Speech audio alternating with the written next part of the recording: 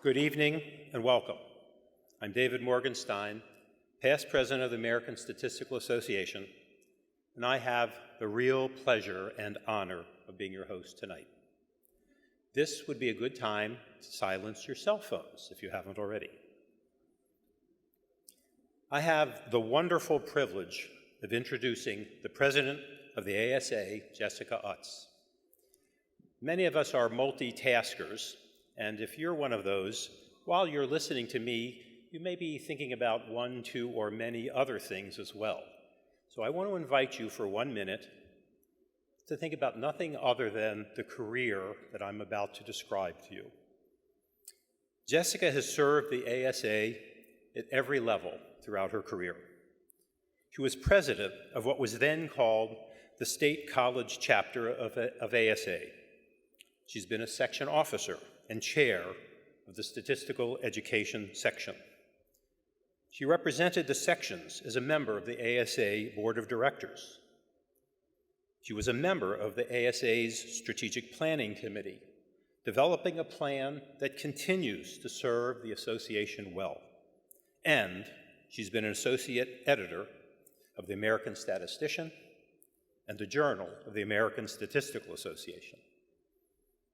Jessica's leadership of the profession extends well beyond the ASA. She's held for many years leading roles in Section U, the statistics section of the AAAS. She's been an officer of the Institute of Mathematical Statistics, vice president of the International Association for Statistical Education, chair of the Consortium for the Advancement of Undergraduate Statistics, president of the Caucus for Women in Statistics, chair of the Committee of Presidents of Statistical Societies, and president of the Western North American region of the International Biometric Society. Her service and leadership have been widely recognized. She's the recipient of the Distinguished Service Award of the National Institute of Statistical Sciences, and she received the Harry C. Carver Medal from the IMS in recognition of distinguished service. In 2009, she received the ASA's Founder Award, the highest recognition of service our society bestows. Jessica is a fellow of the IMS, a fellow of the AAAS, a fellow of the Association for Psychological Science, and of course, a fellow of the ASA. But I'm getting ahead of myself. Let's begin at the beginning. Jessica Utz earned her kindergarten certificate from Miss Ames at Charlotte Sidway School in Grand Island, New York.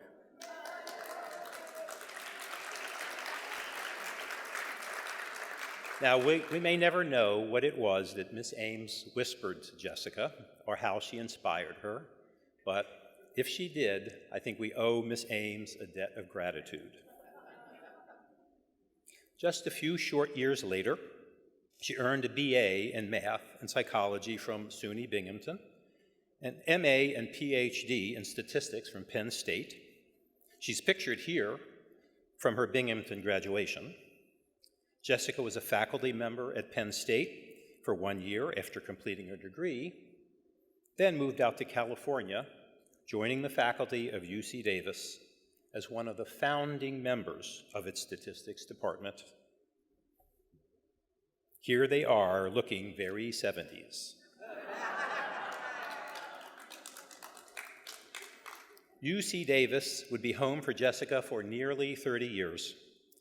Her professional career there included stints as Associate Vice Provost and Director of the Honors Program. In 2008, she joined the faculty of UC Irvine and has served as chair of that department. She's the author of numerous papers in psychology and statistics and is considered among the world's leading experts in statistics education. She's the author of several books, including these two well-regarded introductory statistics books. I have one of these books on my shelf, and I've appreciated Jessica's description of statisticians as skeptics, something you may hear a bit more about shortly. What is more, Jessica has appeared on nationwide television on shows such as Larry King, Nightline, and CNN Morning News. Her passport is dog-eared. She has visited 32 countries, and she's spoken globally about statistics and statistics education for 3 decades. She's also spoken in chambers of the US Senate, conducting a course on statistics for Senate staff members. Jessica is a tireless advocate for good statistics education and sound practice, illustrated here by a t-shirt she created nearly 30 years ago. Note the date, 1988. It may be that Jessica's most important contribution to the long-term well-being of our profession is through her leadership in the AP Statistics program. She's been involved in that program from the very beginning, having served on and chaired the AP Statistics Development Committee.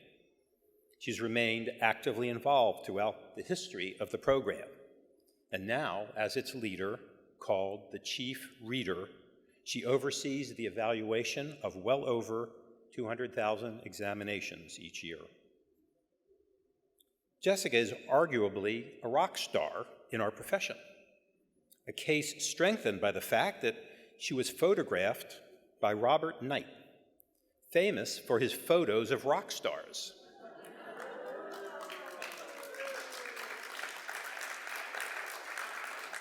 Knight has photographed Paul McCartney, the Rolling Stones, Bob Dylan, Jimi Hendrix, and Jessica Utz.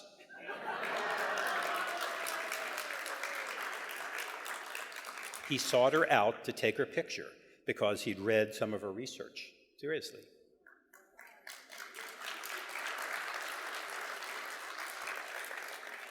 Jessica is a gracious and engaging leader who inspires and encourages her colleagues.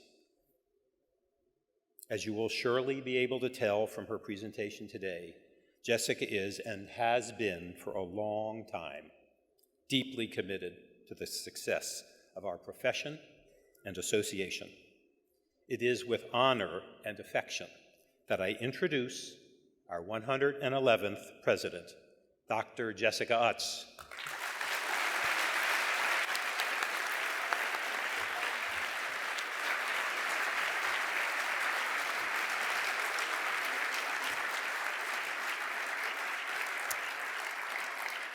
Wow, thank you. That's going to be a hard act to follow. And you'll have to forgive me, I'm not used to reading speeches, which is what I'm doing here tonight. So hopefully this will go well. I'm used to talking through PowerPoints like most of us are. So thank you all for coming. I really appreciate that you're here. I know some of you are here to watch your loved one receive the fellow, but you got to listen to me first. So here we go. Okay, whoops, too far. Okay. I titled my talk, Appreciating Statistics, and I chose this title with a dual purpose in mind. The most obvious meaning, of course, is that what we do as statisticians should be appreciated, perhaps even more so than it is. But the second meaning has to do with the rapid rise of our profession in all sorts of ways. Our value truly is appreciating. Let's look at some examples.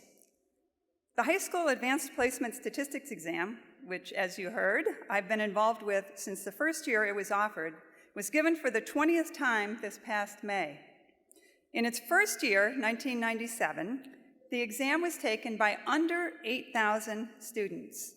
This year, over 208,000 students.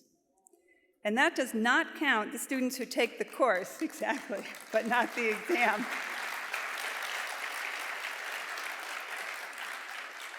That is a lot of potential future statisticians, and that's just in 1 year. Our value in the job market is appreciating as well. According to the Bureau of Labor Statistics, statistician is projected to be one of the fastest growing jobs in the United States in the next 10 years, growing 34%, when the growth rate for all occupations is projected to be 7%. And by the way, that does not include replacing those of us who will not be in these jobs in 10 years. That places statistician ninth out of the hundreds of occupations listed by BLS. And considering only occupations requiring at least a college degree, statistician is third in the list, preceded only by nurse practitioner and physical therapist. The number of degrees awarded in statistics and biostatistics is growing rapidly as well. The number of bachelor's degrees awarded annually has increased by more than 300% since the 1990s, and the number of master's and PhD degrees awarded from the year 2000 to the year 2014 increased by 260% and 132%, respectively. Yet, even this amount of growth is not likely to meet the demand. Again, according to the Bureau of Labor Statistics, employment for statisticians grew from about 20,000 positions in 2008 to about 30,000 in 2014, but that does not count many of us, such as professors or managers, who come under different occupational classifications in the BLS database. And neither the current employment statistics nor the future projections include the rapidly growing number of other jobs that are not labeled statistician, but require a substantial expertise in statistics.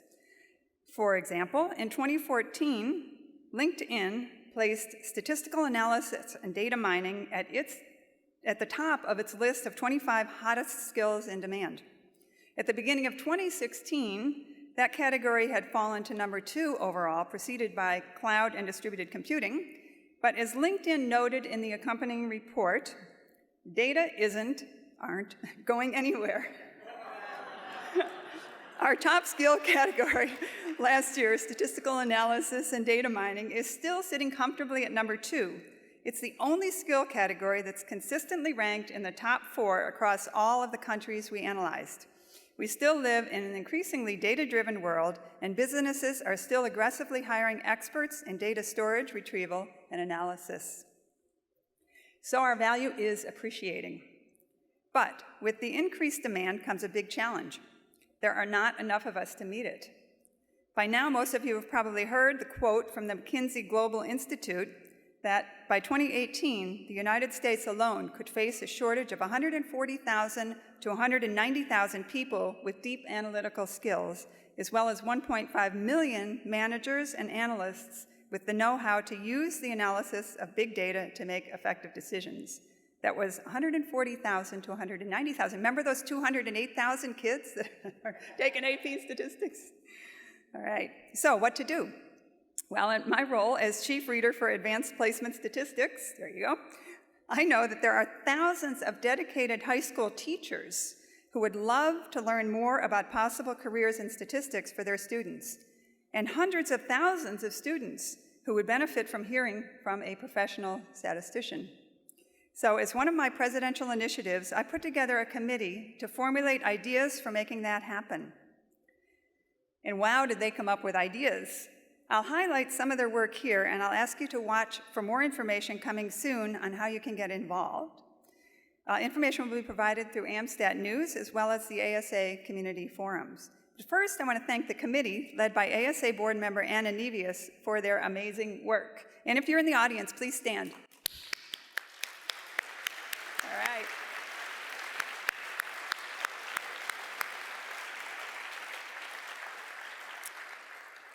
The major focus of this group has been to put together resources to prepare professional statisticians, such as many of you, to visit high school classrooms.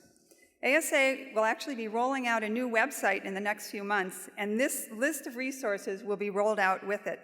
Some of the resources include tips and tricks for meeting with a high school audience, links to existing resources, such as the excellent videos, such as you saw, and presentations at the website This Is Statistics, resources and suggestions for making your presentation interactive, information about what I've been calling Statistics Plus, the idea of combining statistics with whatever else interests you, including a very long list of college majors that require statistics.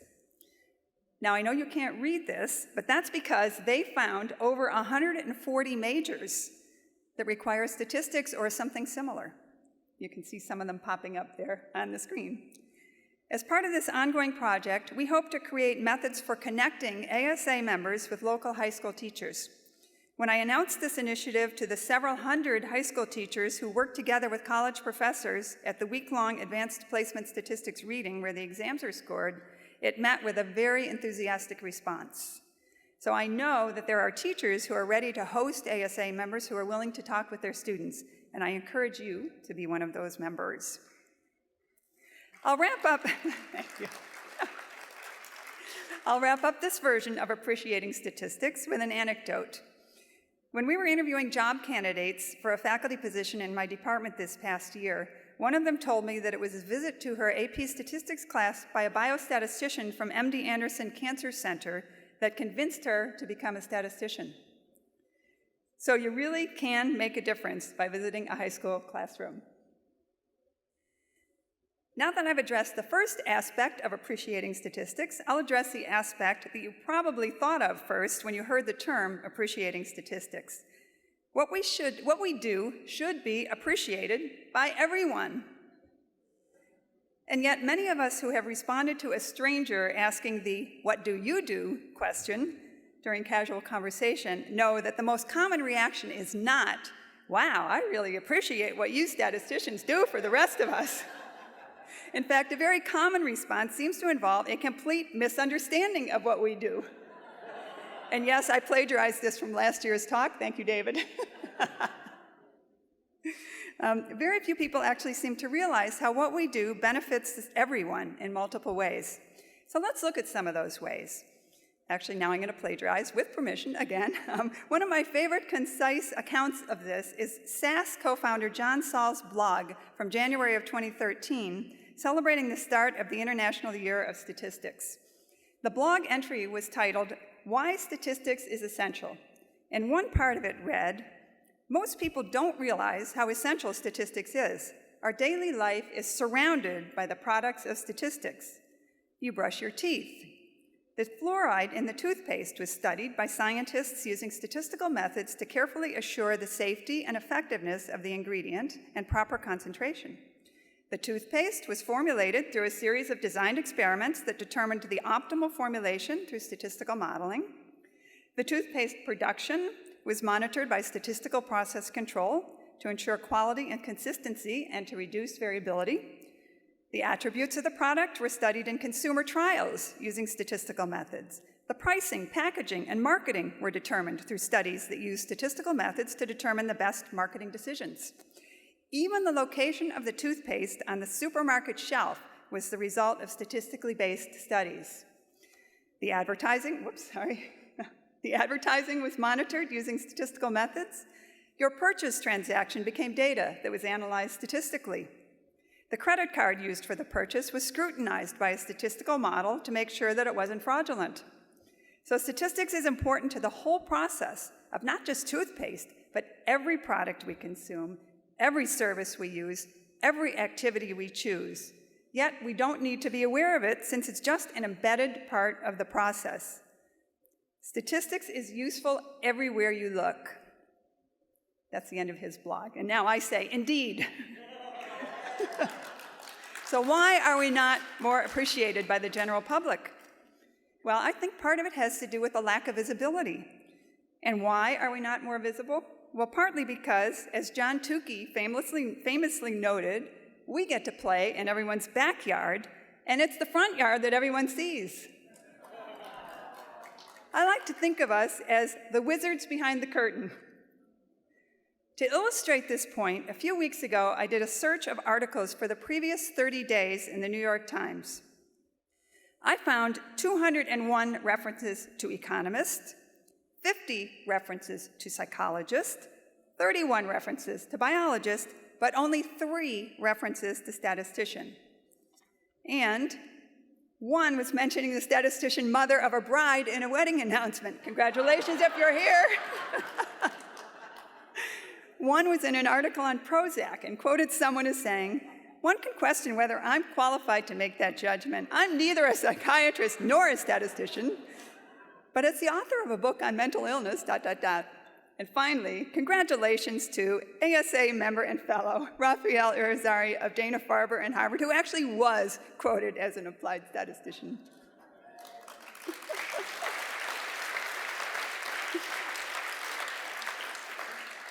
So why are we not more visibly in the news? Well, I think partly because unlike economists who study issues in economics, psychologists who study issues in psychology, biologists who study issues in biology, we study all of those things. Those things are newsworthy, but we are not the ones that the media would naturally think about as experts, even though often we are. In fact, ASA maintains a list of media experts with members willing to talk with the media, covering 148 topics. So why should we care that we're not more visible? Well, partly because of the other appreciating statistics. As noted already, we need more of us. And one way to attract more young people to our profession is to be more visible about how important our work is to society, how many intriguing problems we get to work on, and how much we contribute to the betterment of everyday life. But that's not the only reason I think statisticians need to be more prominent in the news and more involved with the media. Another reason is that statistical information is so often misrepresented in the news, and we are the ones who can help the media get it right. My father was in the newspaper business, so I know a little bit about how it works. For instance, I know that the headlines generally are not written by the same person who writes the article. That might help explain why headlines are so often flagrantly misleading. Here are some of my favorite bad headlines, with thanks to Roxy Peck for providing some of them. Spanking lowers a child's IQ. Joining a choir boosts immunity. 6 cups a day, coffee lovers less likely to die, study finds. Last time I checked, we're all likely to die, sorry. All right. Want to live longer? In addition to drinking coffee, start walking quickly. All right, what's wrong with these headlines? Well, in all cases, the study being discussed was observational, and I'm sure all of us can think of probable confounding variables in every one of them. And in many cases, so could the writer. And in fact, in some cases, the writer quoted the researchers providing examples of confounding variables and explaining that causal claims could not be made. But many people don't read past the headlines, and even those who do may not understand the difference between an observational study and a randomized experiment. So I think our job here is twofold. First, we need to form better relationships with the media.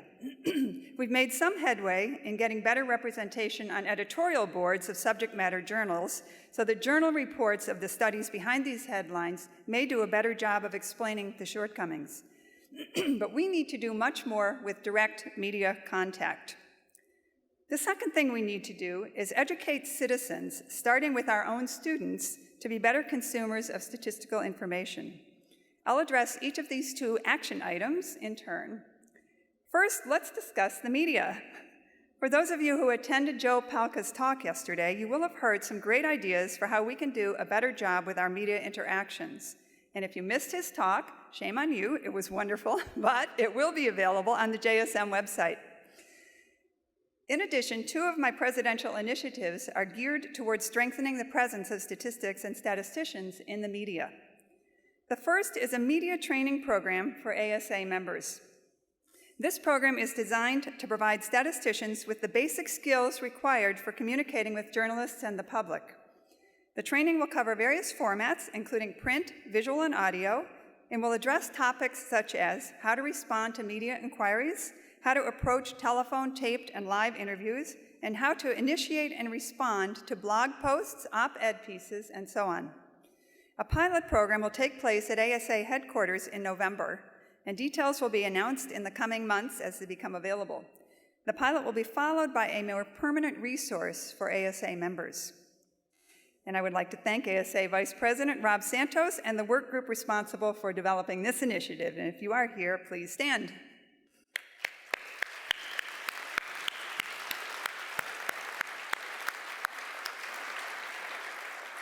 Thank you. The second media initiative is called the Statistical Media Ambassador Program. The work group for this program was led by ASA Council of Chapters representative to the board, Wendy Liu, and the other members are shown here, and please stand if you're here.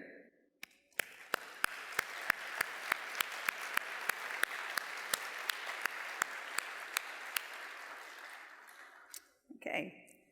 For the Ambassador Program, a select group of ASA members who already have some background in working with the media are being trained in depth to serve as media spokespeople for ASA. These statistical media ambassadors will pledge to be available to work with the media on stories with statistical content and will help develop materials for stats.org. Stats.org is the website ASA currently sponsors joint with Sense About Science USA, which provides in-depth analysis of statistical stories in the news. We expect to have about a dozen of these ambassadors at a time, serving for terms of 3 years. And the first Media Ambassador program training took place 2 days ago here at JSM with training provided by the Alan Alda Center for Communicating Science.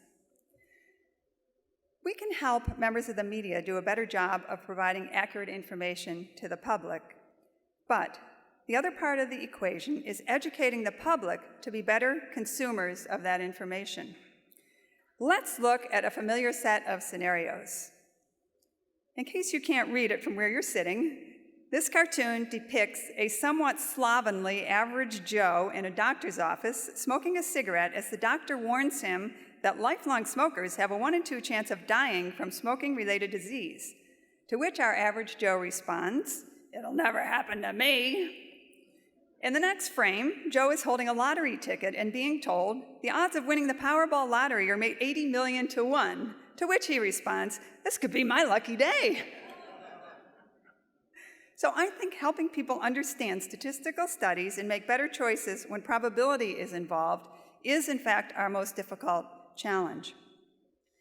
And that leads to the fourth of my presidential initiatives, which is to establish priorities for statistics education research to help us figure out how to ensure that K to 16 students are able to develop the conceptual understanding needed to apply statistical thinking to various problem domains. We're working to obtain funding to hold a workshop this fall to bring together representatives from the statistics education research community and complementary research communities such as science education, learning science, teacher education, and computer science education. This initiative is led by ASA Director of Strategic Initiatives and Outcomes, Donna Lalonde. And please join me in thanking the members of the work group for this initiative, and if you are here, please stand.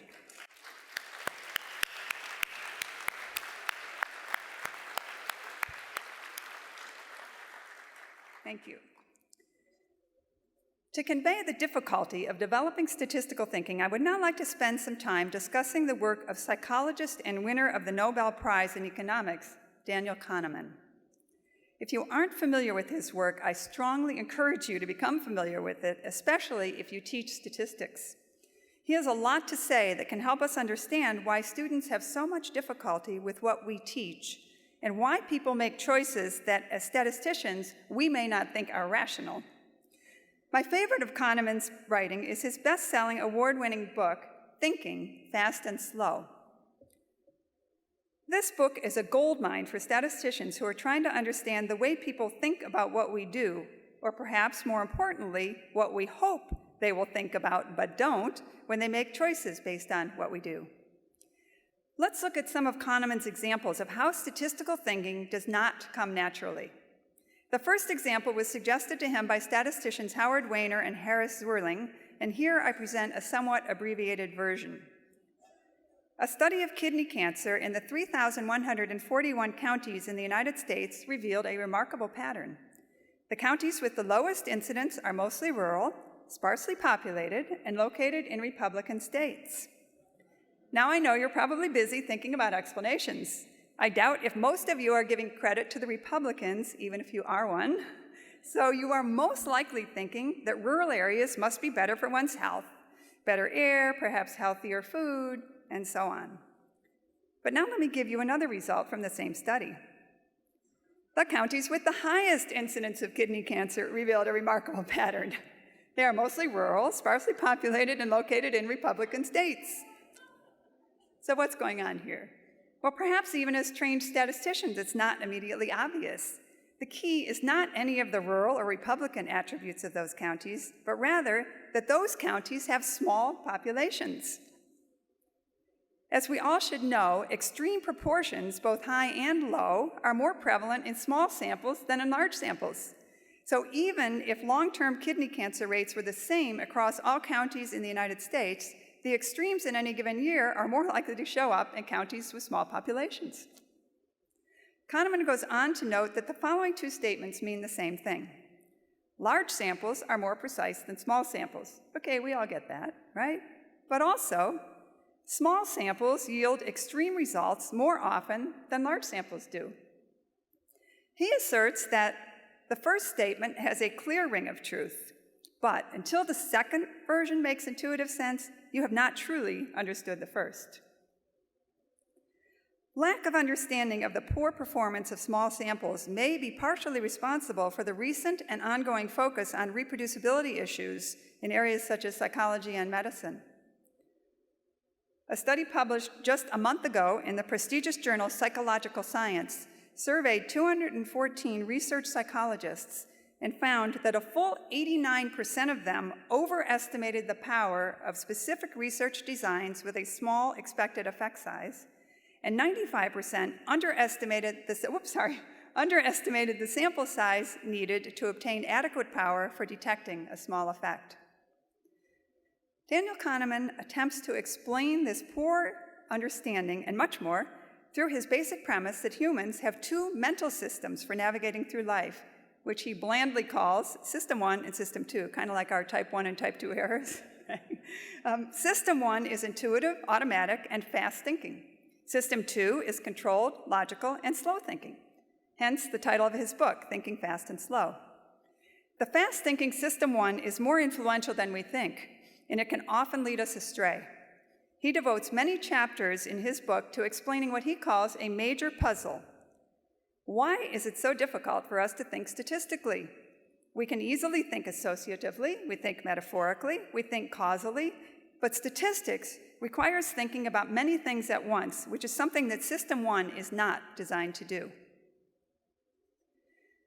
One of the foils of System 1 for those of us trying to create statistically literate consumers, according to Kahneman, is that it yearns for stories with causal explanations. When given data or study results that don't warrant such explanations, we have a tendency to invent them.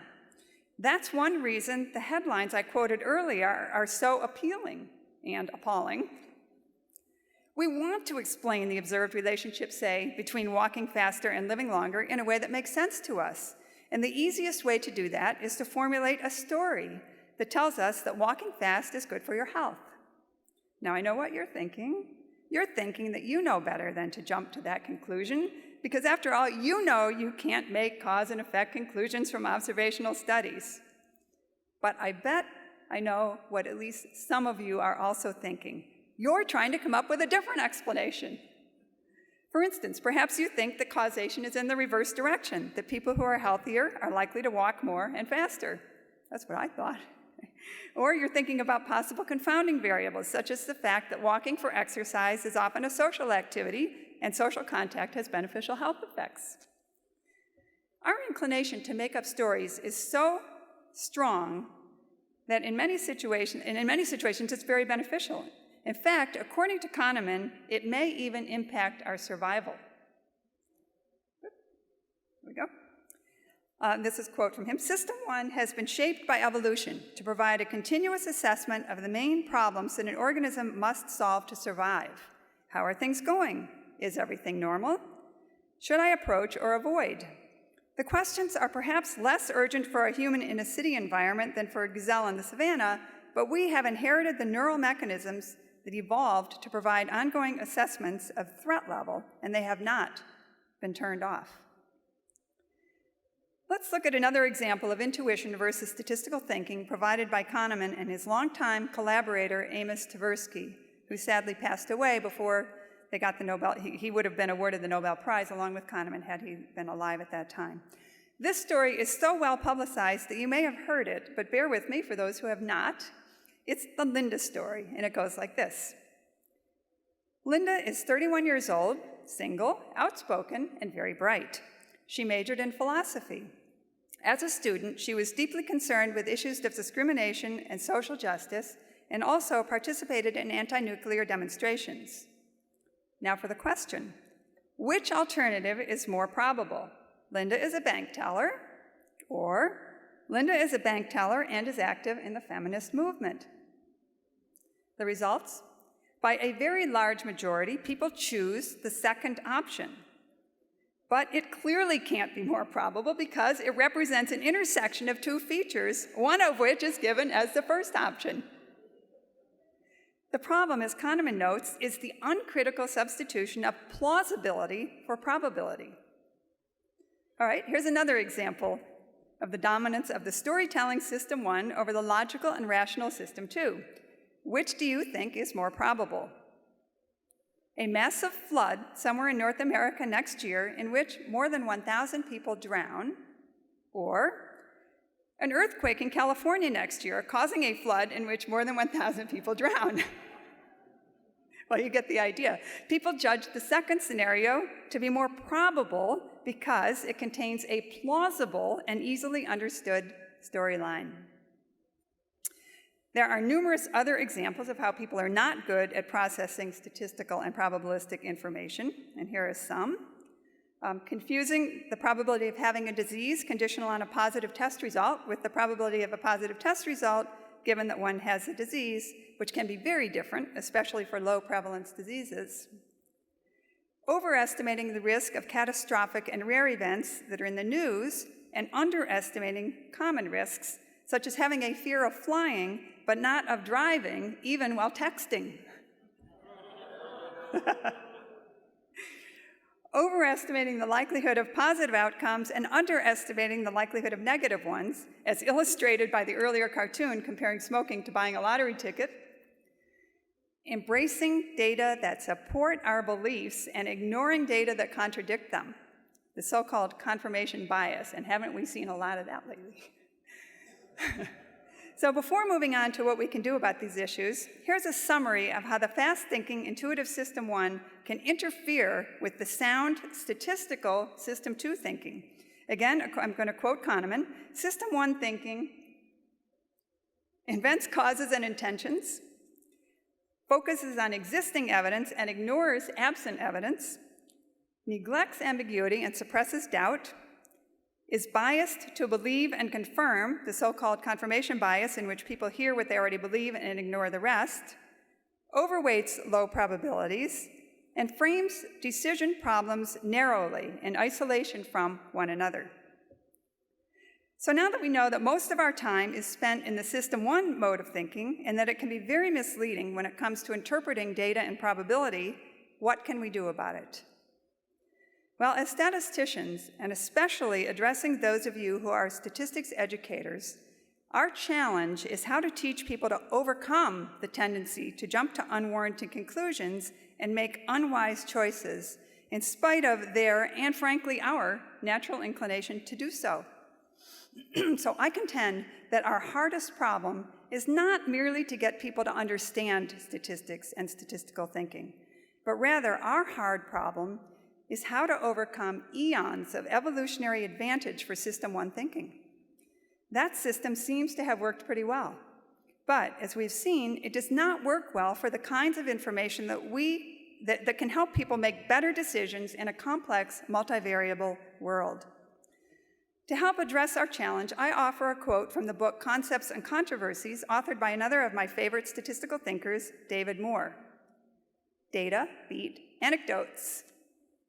This quote is repeated in the college version of the ASA's Guideline for Assessment and Instruction in Statistics Education, better known by its acronym GAZE, as something that we hope students will believe and understand after taking a statistics course. But I would like to question whether anyone actually lives under the guiding principle that data beat anecdotes. I certainly have not seen much evidence of that. Even a cursory knowledge of what's happening in politics should convince us that anecdotes often beat data, and powerfully so. I can provide a more concrete example based on the research I have done in parapsychology.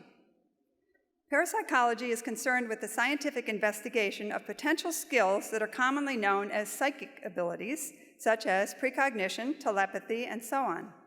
For many years, I have worked with researchers doing very careful work in this area, including a year that I spent full-time working on a classified project for the United States government to see if we could use these abilities for intelligence gathering during the Cold War. This 20-year project is described in a recent book by physicist Edwin May, the lead scientist on the project, with input from his Soviet counterparts. At the end of that project, I wrote a report for Congress stating what I still think is true.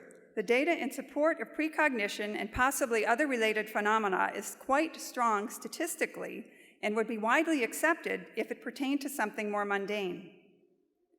Yet, most scientists reject the possible reality of these abilities without ever looking at data.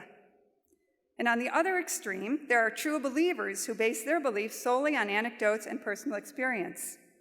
I have asked the debunkers if there's any amount of data that could convince them, and they generally have responded by saying, probably not.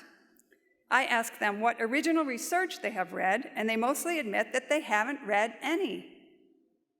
Now, there is a definition of a pseudoscientist, basing conclusions on belief rather than data. When I've given talks on this topic to audiences of statisticians, I show lots of data. Then I ask the audience, which would be more convincing to you, lots more data or one strong personal experience? And guess what? Almost without fail, the response is one strong personal experience. Of course, I'm giving you an extreme example, and I think people are justifiably skeptical because most people think that these abilities contradict what we know about science. They don't, but that's the topic of another talk. So what do we really mean when we say data beat anecdotes? And if it's not always true even for statisticians, how can we possibly expect to instill it in our students or the broader public? So I would like to propose a modification. Instead of data beat anecdotes, how about data plus anecdotes? Or better yet, data plus stories. Now, what do I mean by this? Well, if you read news reports by engaging science writers, you'll have noticed that they use this tactic in their stories. They start with a compelling human interest story before delving into the less interesting details of the work they're describing. This technique of combining stories and data can be very effective. Whether you teach statistics or work as a professional statistician, your work can have a greater impact if you can tell a story to accompany your data. Let's look at a few examples. Suppose you're trying to teach students about what can go wrong with election polling, certainly a hot topic right now.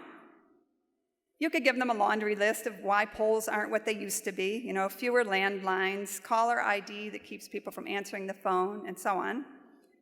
Or you could give them those details accompanied by an interesting example, such as the explanation provided by YouGov the day after the Brexit vote, in which they predicted exactly the opposite of what happened.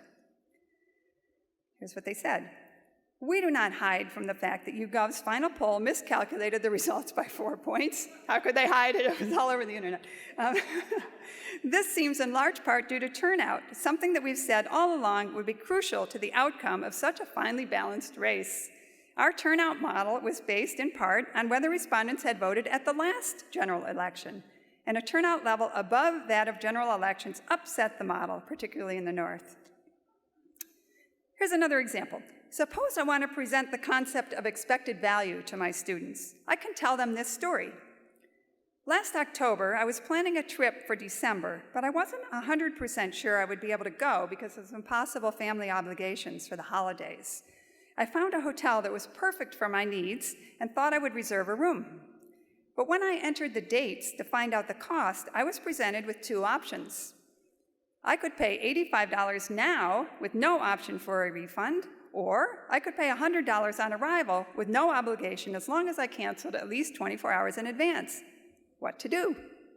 Well, this story provides a simple illustration of the use of expected value in a real-life situation, and it's much more likely to get students' attention than simply presenting the formula for expected value.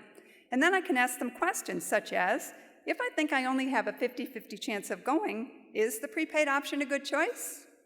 What's the minimum probability that makes it a good choice? I can then extend the discussion to issues like extended warranties, insurance, and other situations that rely on an understanding of expected value. I could go on and on. In fact, I could write a whole book about using stories like this. Oh, wait, I did. All right, enough. So I encourage those of you who teach introductory statistics to a general audience to stop wasting time on things like why we use n-1 instead of n, or presenting formulas that don't help with understanding. And start incorporating stories, especially ones that will help students become educated consumers of statistical information. We have important stories to tell, and for most students, we have only 1 quarter or semester to tell them. Let's not waste that chance. As statisticians, we all have important stories to tell. No matter where you work or what you do, I encourage you to tell our stories to your employers, to your students, to a high school class, to the media, and to the public. Let's help everyone appreciate statistics. Thank you.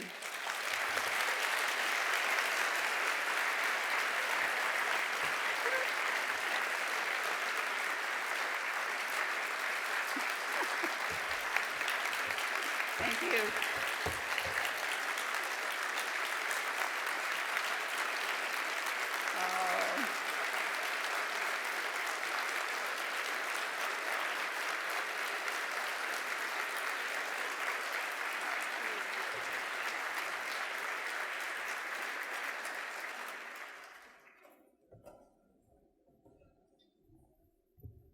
Fantastic. It's my pleasure, on behalf of the ASA and our Board of Directors, to present you with a citation, which reads as follows: "For service as a worldwide leader and unceasing advocate for excellence in statistical education at all levels. For her continuing key roles in the development, expansion, and leadership of the AP Statistics program. For outstanding commitment to the profession through leadership roles in NIST, CAUSE, AAAS, WENAR, and COPS. And for decades of exemplary leadership of and service to the American Statistical Association."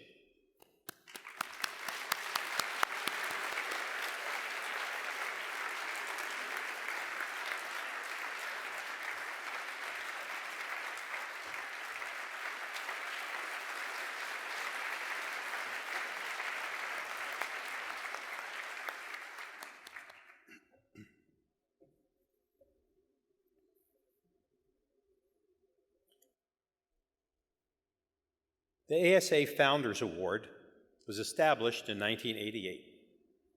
The Founders Award is our highest recognition for distinguished service and leadership within the ASA. This honor is bestowed on individuals who have contributed in multiple roles over extended periods of time, and whose contributions have advanced the goals of our association in ways that are significant and enduring. It's been my privilege and responsibility as past president to serve as chair of the Founders Award Committee. Please recognize the members of the committee noted on the screen.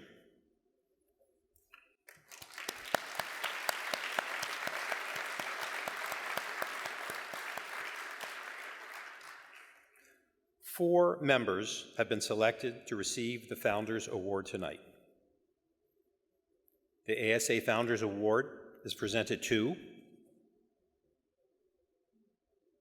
John Chaika of Mathematica Policy Research. Is John...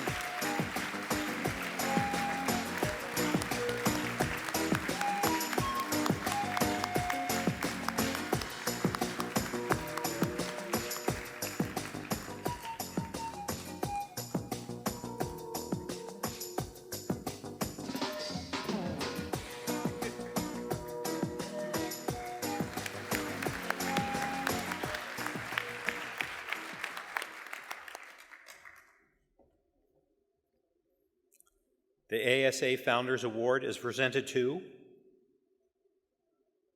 Rod Little of the University of Michigan.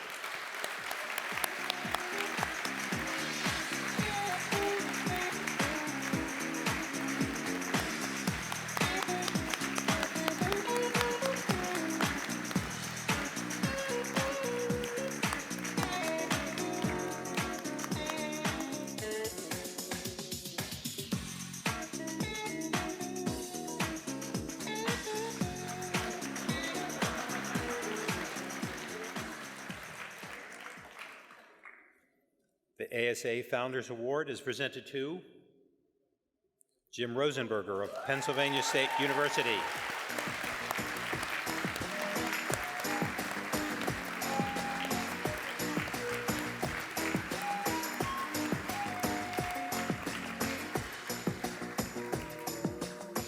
Boy, he's going to be sorry he didn't show up tonight.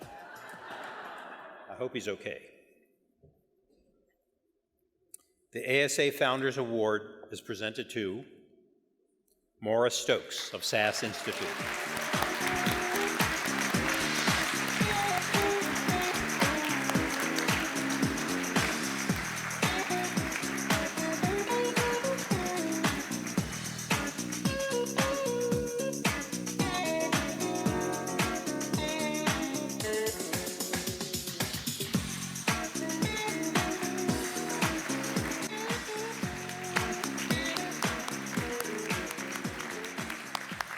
Congratulations to the recipients of this year's Founders Award. Thank you.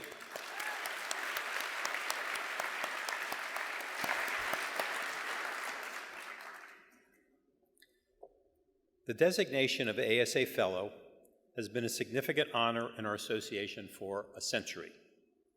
This year, that honor is bestowed on 65 of our members for their outstanding contributions to our field.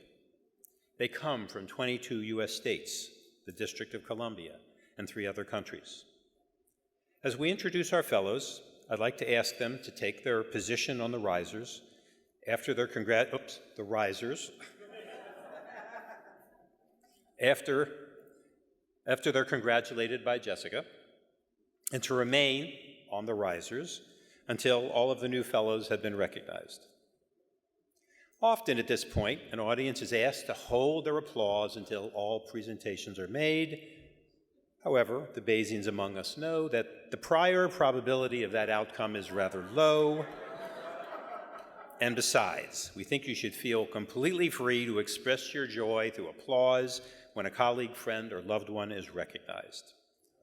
Since the citations are printed on the program, they will not be read. But I would like to thank members of the Fellows Committee for their work this year, particularly the committee chair, Jack Lee, University of Texas, MD Anderson Cancer Center. The other members, and if you're here, would you please stand up? John Elting of the Bureau of Labor Statistics, Paul Gallo of Novartis, Susan Hinkins of NORC at the University of Chicago, Mike Larson of George Washington University, Jerry Metzger-Mulrow of the Bureau of Justice Statistics, Deb Nolan of the University of California at Berkeley, Estelle Russick-Cohen of the FDA Center for Biologics Evaluation and Research, Keith Rust of WestAd. Thank you all for your hard work.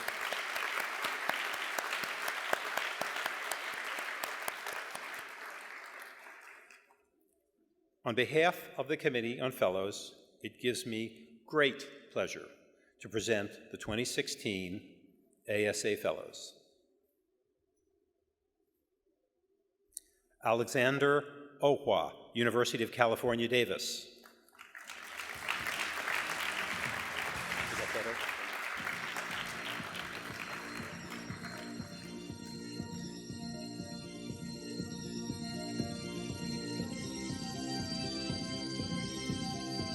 Peter Austin, Institute for Clinical Evaluative Science.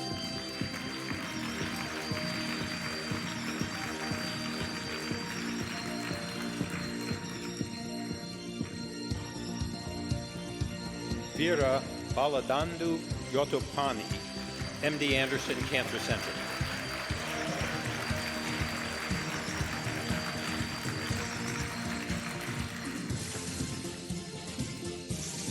Anirban Basu, University of Washington.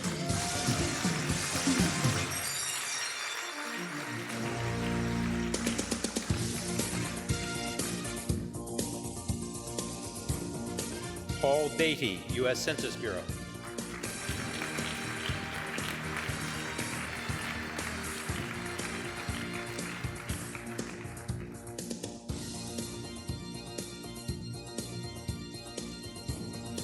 Scarlett Bellamy, Perelman School of Medicine.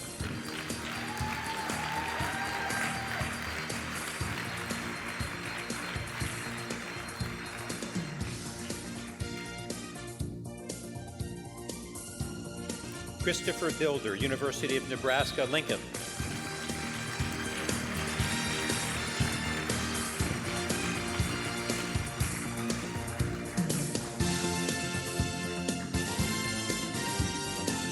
Jonaki Bose, Center for Behavioral Health Statistics and Quality.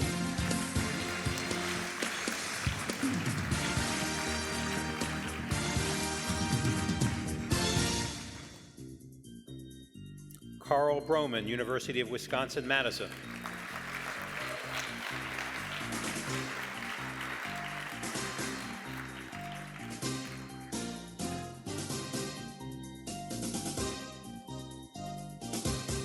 Wenyao Chan, University of Texas Health Science Center at Houston.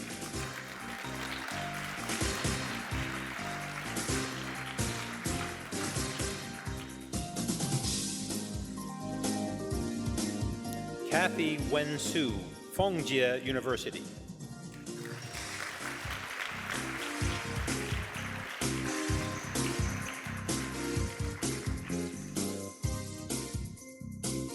Kong Chain, Merck and Company Incorporated.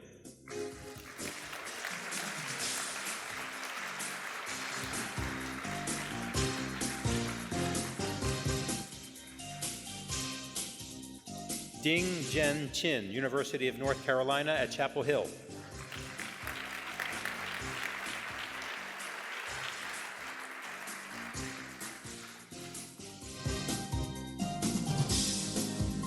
Joshua Chen, Sanofi Pasteur.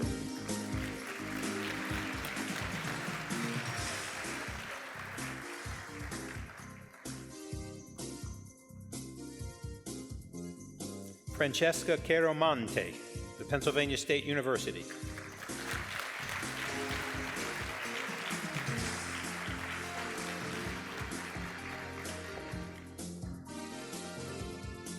William Christensen, Brigham Young University.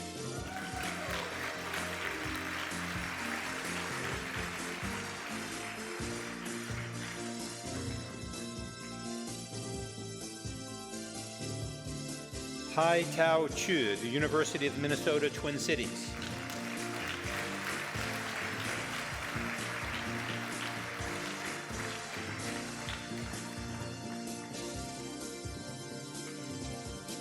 Christopher Coffey, University of Iowa.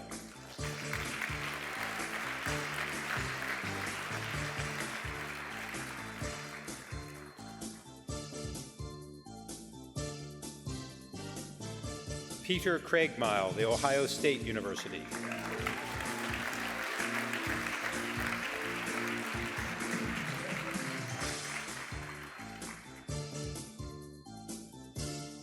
Jeffrey Dawson, University of Iowa.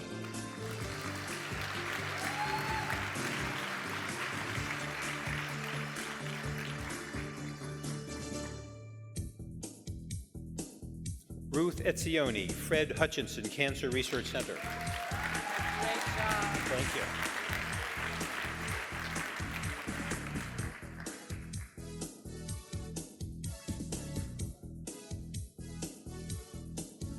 Robert Gentleman, 23andMe.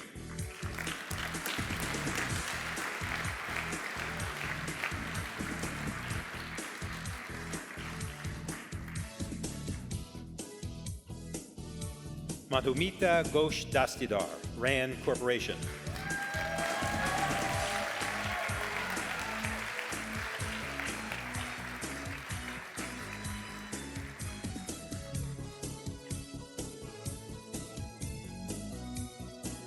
Daniel Gillen, University of California, Irvine. Congratulations.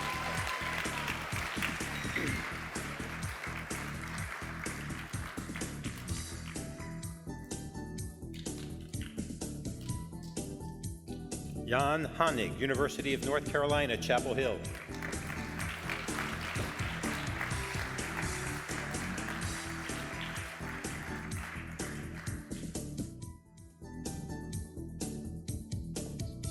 Murali Haran, Pennsylvania State University.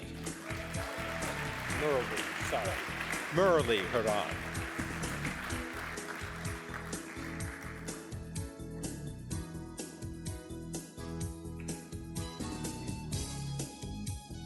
Rachel Harder, RTI International.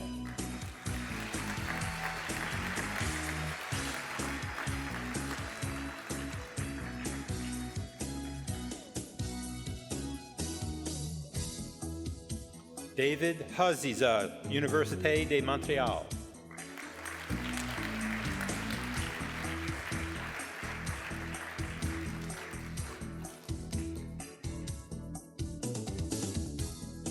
Xin Cheng Huang, Institute of Statistical Science, Academia Sinica.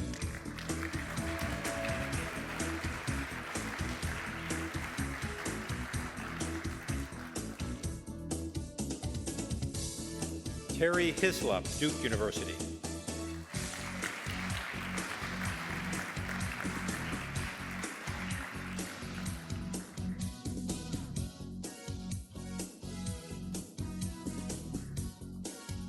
Barry Johnson, Internal Revenue Service.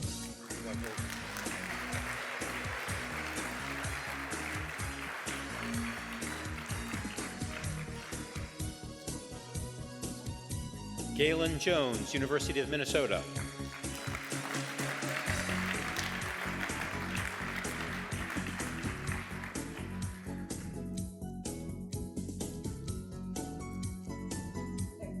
Barry Katz, Indiana University.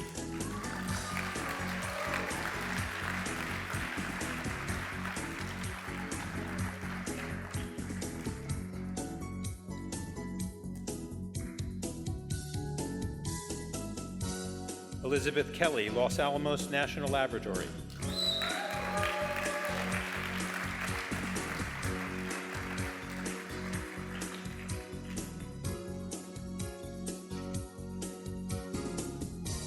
Ruth Ann Killian, U.S. Census Bureau.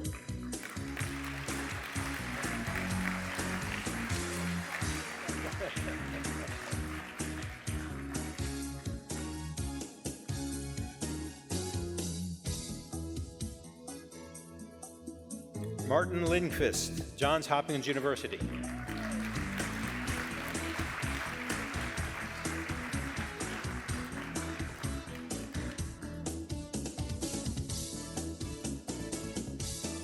Chi Long, Emory University.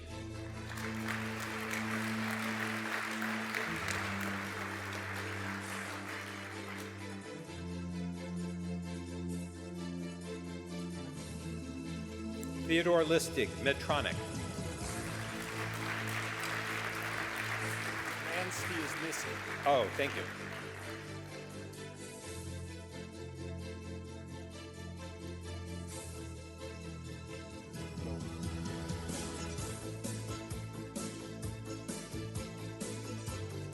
Joel Mahalik, University of Texas Health Science Center at San Antonio.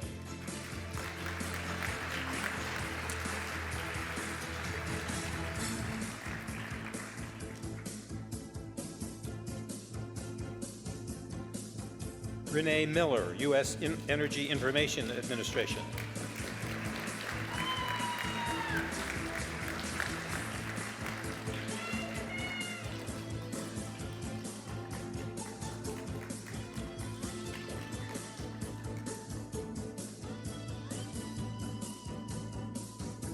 Han Kung Tony Ng, Southern Methodist University.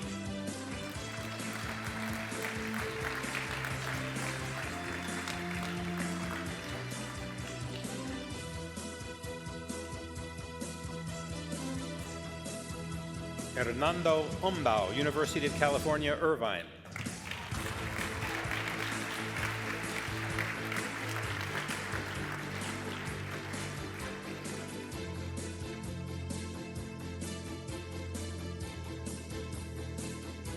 Van Parsons, National Center for Health Statistics.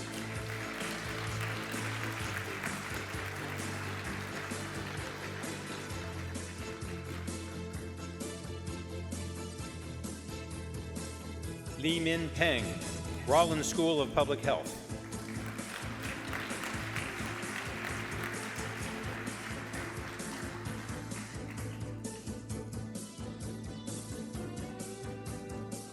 Jean Pinello, U.S. Food and Drug Administration.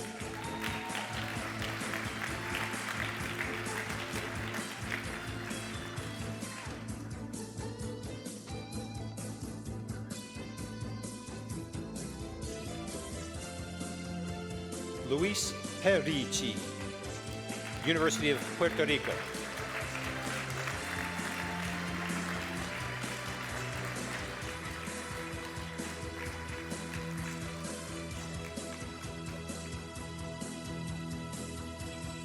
Karen Lynn Price, Eli Lilly and Company.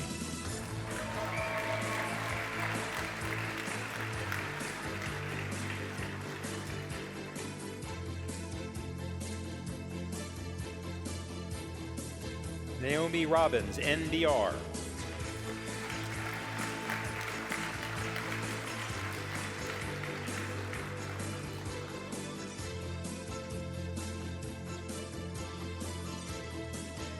Engo Washinsky, Johns Hopkins Bloomberg School of Public Health.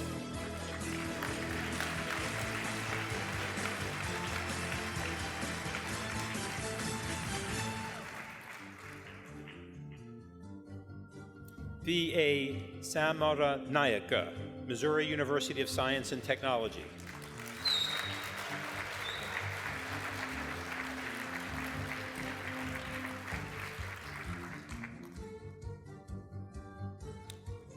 Junaid Siddiq, Feinberg School of Medicine.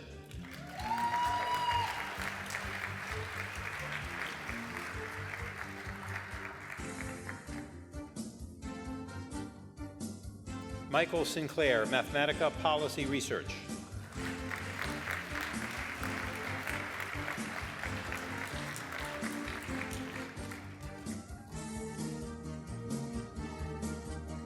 Rochelle Trachtenberg, Georgetown University Medical Center. Good, thank you.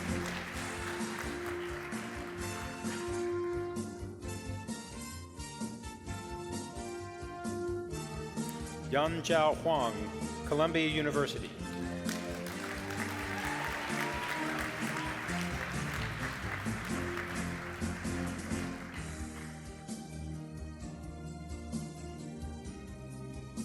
Amy Xia, Amgen Inc.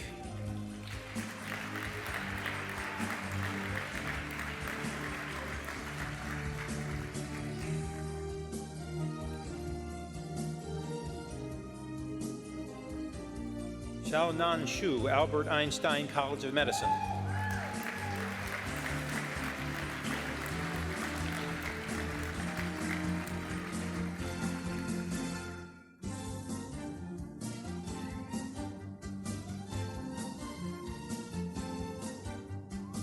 Anne Brown Zauber, Memorial Sloan Kettering Cancer Center.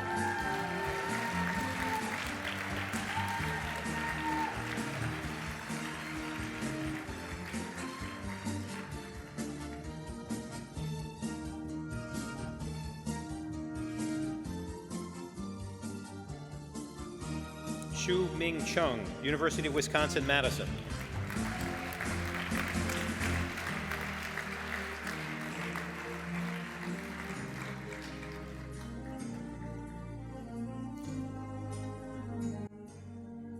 Let's congratulate our new fellows and the recipients of the Founders Award.